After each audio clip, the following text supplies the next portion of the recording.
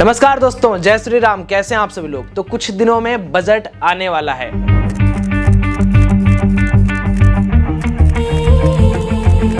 जी हाँ दोस्तों, 1 फरवरी 2025 को हमारा यूनियन बजट अनाउंस किया जाएगा और ये दिन एक ऐसा दिन होता है, आप समझिए तो एक ऐतिहासिक दिन होता है किसी भी देश के लिए, पूरे साल का प्रोजेक्शन जानने के लिए। और ऐतिहासिक दिन एक ट्रेडर के लिए भी होता है, एक इन्वेस्टर के लिए भी होता है कि आगे किस सेक्टर में किस मेमोरी से पैसा लगाया जाए कि ताकि हमारा उस सेक्टर में अगर गवर्नमेंट के प्रोजेक्ट्स हैं, गवर्नमेंट के कैपेक्स उसमें इन्वॉल्व हो रहे हैं तो हमारा भी पैसा बढ़े। लेकिन दोस्तों मैं आपको एक चीज यहाँ पर बहुत क्लियर करना चाहता हूँ कि आज की इस वीडियो में हम ये डिस्कस करेंगे कि इस बजट को कैसे ट्रेड करें, कैसे इन्वेस्ट करें, किन सेक्टर्स को देखें और क्या क्या एक्सपेक्टेशंस लोग अभी तक इस बजट से लगा के रखे हैं। 2024 में 2 बजट आया था, अगर आपको याद होगा, एक इंटरिम बजट था, एक यूनियन बजट था। जब यूनियन बजट आया था 23 जुलाई 2024 के, कितना सब कुछ अलग हो चुका था। जो हम लोग सोचे थे उससे बहुत डिफरेंट बजट आया था।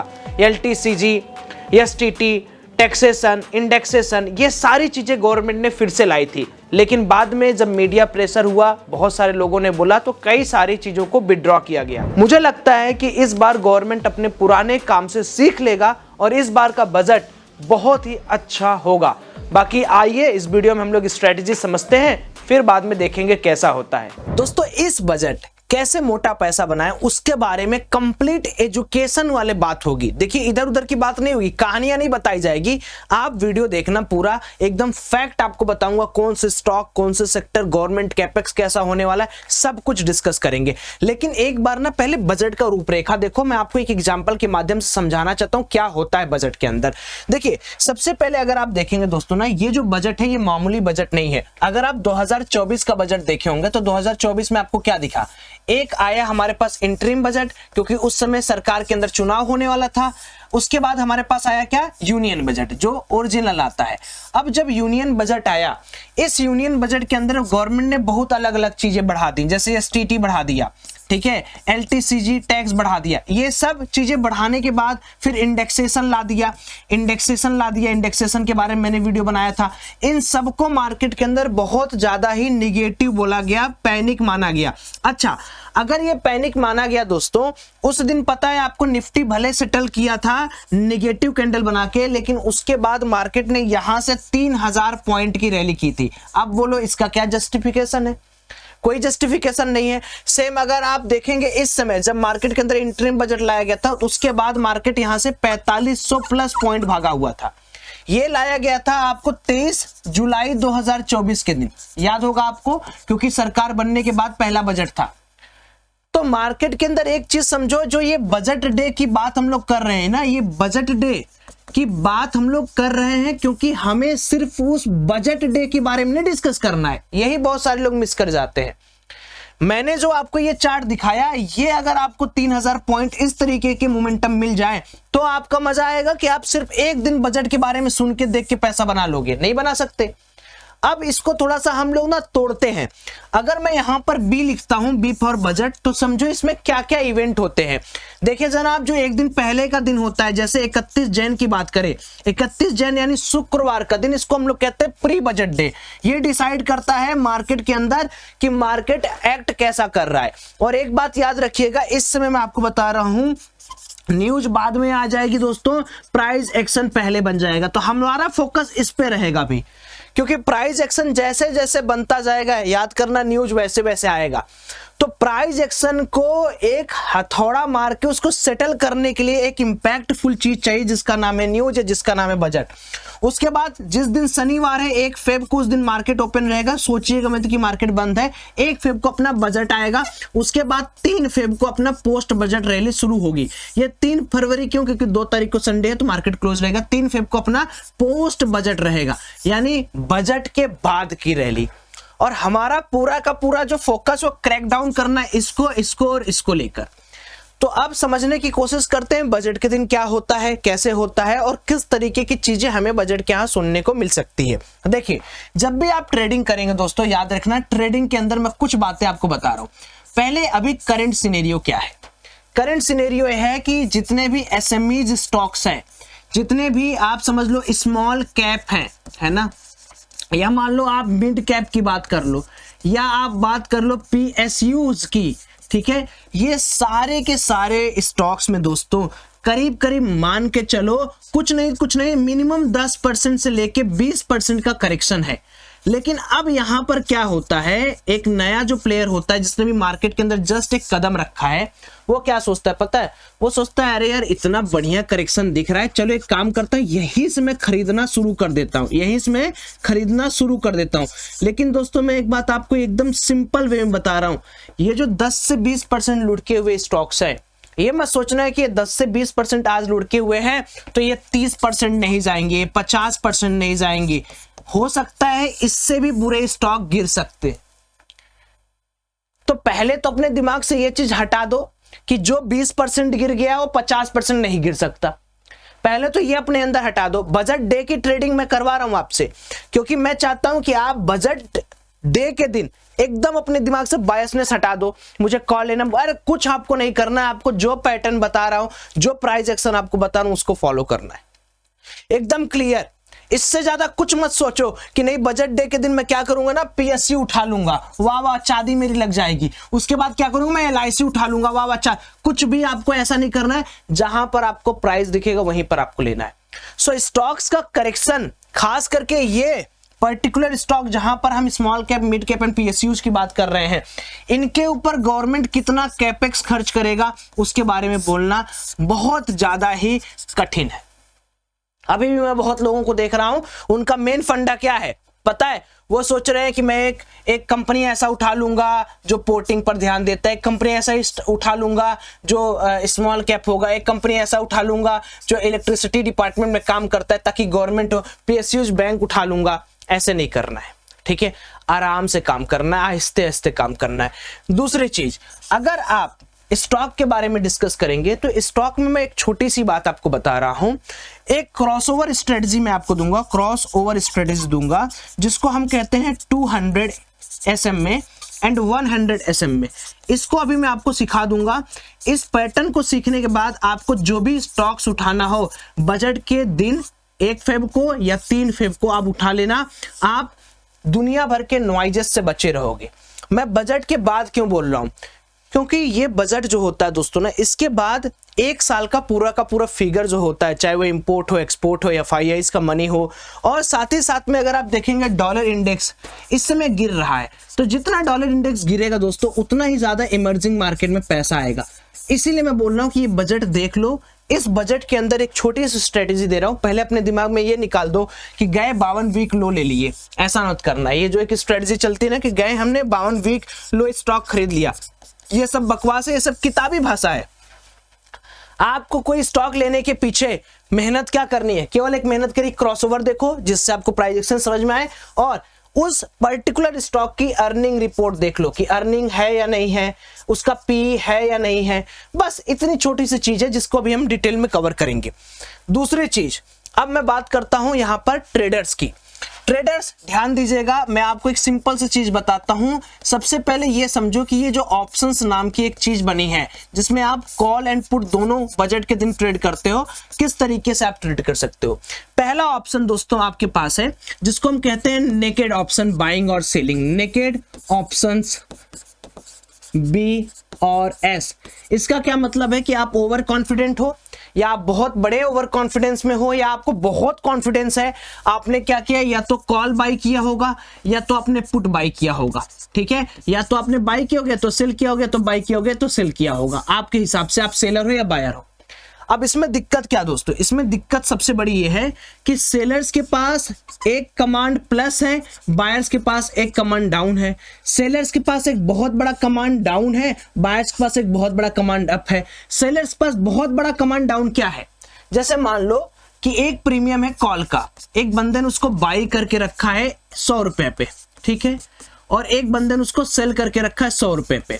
तो इनके पास है कि अगर मार्केट के अंदर मोमेंटम नहीं हुआ तो इसका 100 रुपया पूरी की तरीके से गल जाएगा, ठीक है, और दूसरे एक पास ये है कि अगर मार्केट में बहुत बड़ा मोमेंटम हुआ तो ये 100 वाला रुपया 300 हो जाएगा, इसको तिगुना लॉस होगा।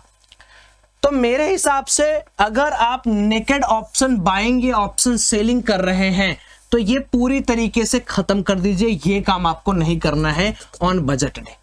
क्योंकि बजट डे का अगर आप ओवरऑल स्ट्रक्चर देखोगे तो एक कैंडल की शुरुआत और अगर विक कंसीडर करोगे तो प्लस माइनस 300 पॉइंट केवल निफ्टी के अंदर मोमेंटम होता है। तो आप समझ लो कि अगर आप केवल और ऐसा भी नहीं कि यूनिडायरेक्शनल होगा, सिर्फ और सिर्फ 2023 या 2022 के एक मार्केट में ऐसा हुआ था कि मार्केट एकदम यूनिडायरेक्शनल था, बाकी हर बजट के दिन ऊपर नीचे ऊपर नीचे ऊपर नीचे नीचे ऊपर यही किया था। तो यूनिडायरेक्शनल मोमेंटम आप नहीं पकड़ पाओगे, तो say no to naked options buying और सेलिंग, बिकॉज हमें अपना पैसा लूज नहीं करना है। तो क्या कर सकते हैं सौरभ भाई? सबसे पहले देखो, अगर आपको बजट के अंदर, जैसे आपने टीवी लगाया, न्यूज लगाया है, बजट के अंदर कोई कैंडल दिख रही है, उस कैंडल्स को देखो, उनके प्राइस एक्शन को समझो, और जब भी आपको काम करो, अगर मान लो एज एन ऑप्शन बायर आप हो, सेकंड चीज, अगर मान लो आज आप एज एन ऑप्शन बायर हो, तो बायर और सेलर दोनों हमेशा हेज मोड में रहेंगे। हेज मोड क्या होता है वो समझिए। मान लो मैं कोई कॉल ले रहा हूं, पहले तो मैं कॉल लिया, एक पुट लिया, अब मैं ये समझने की कोशिश करूंगा कि मार्केट में टोटल मोमेंटम कितना हो सकता है।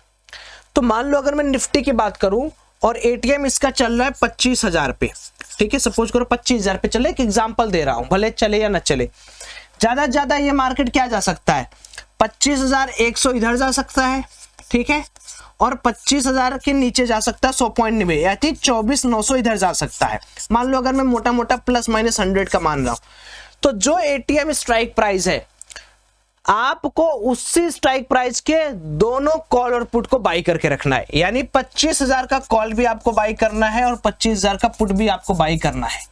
अब देखो इसमें क्या फायदा होगा, इसमें आपने डेल्टा वेरिएंस को बराबर कर लिया है, बराबर तो नहीं कर सकते लेकिन तब भी आपने बराबर कर ही लिया।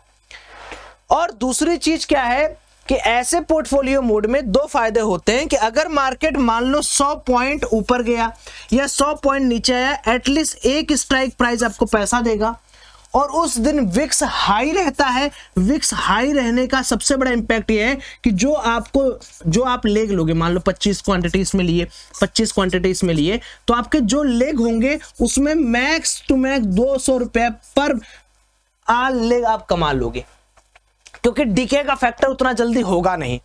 विक्स बढ़ा रहेगा तो जैसे ही 100 पॉइंट के स्पाइक मारेगा तो ये 100 वाला बन जाएगा 120, और जो आपने लिया है ये 100 वाला, सॉरी 20 वाला बन, मान लो एग्जांपल 100 वाला लेते हैं, 100 वाला बन जाएगा 220, और जो आपने ये 100 वाला लिया है ये ज्यादा से ज्यादा 50-60 रुपया, 70 रुपया, 80 रुपया के आसपास कम होगा।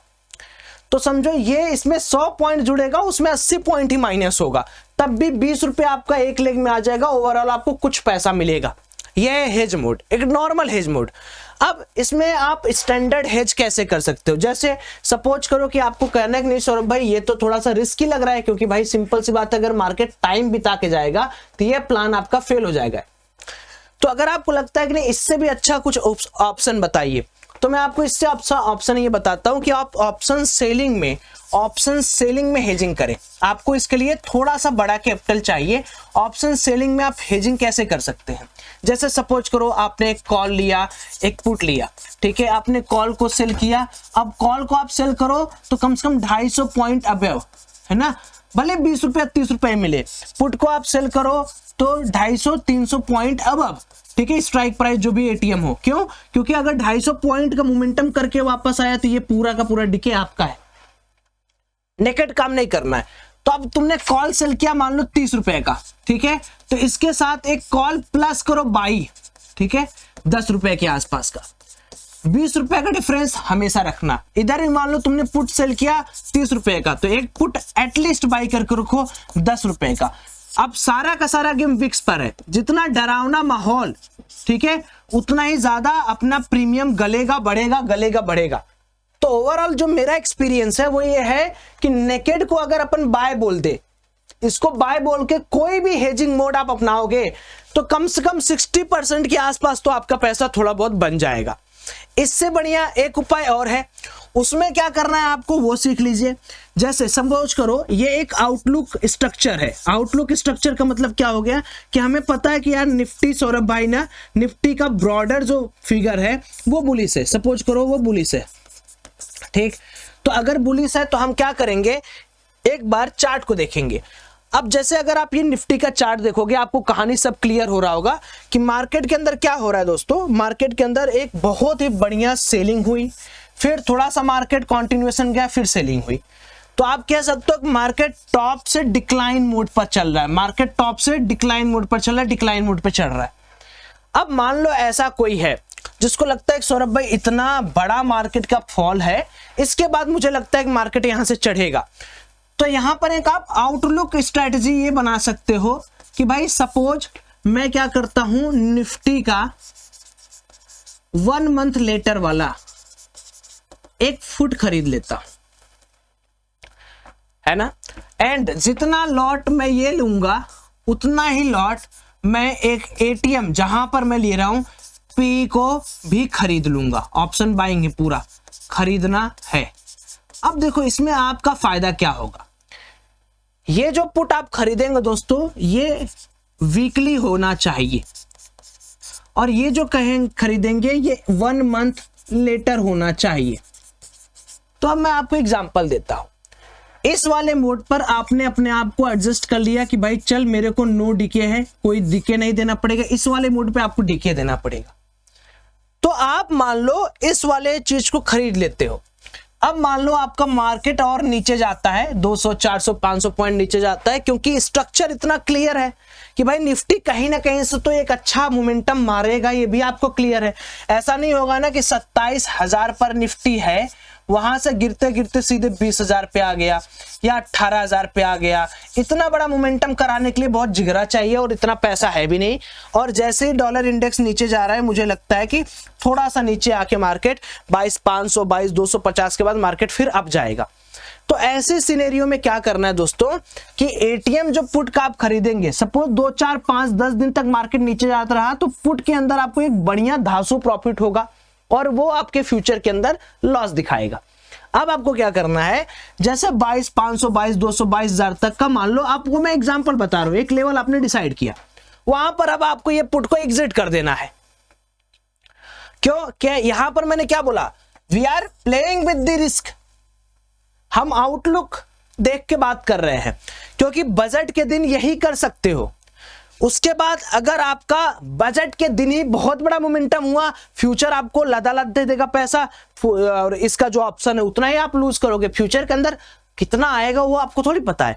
उसके बाद मान लो नीचे भी गया तो आपको ये इसने पुट ने पैसा दिया एंड आप फ्यूचर को आराम से होल्ड करो, क्योंकि आपके पास 1 मंथ का समय है, 1 मंथ का समय है विद प्रॉपर स्टॉप लॉस, इससे भी आप जीत सकते हो। तो ये कुछ स्ट्रेटजीज है जिनको आप फॉलो करके इस बार आप बजट के दिन ट्रेडिंग कर सकते हो, देख सकते हो।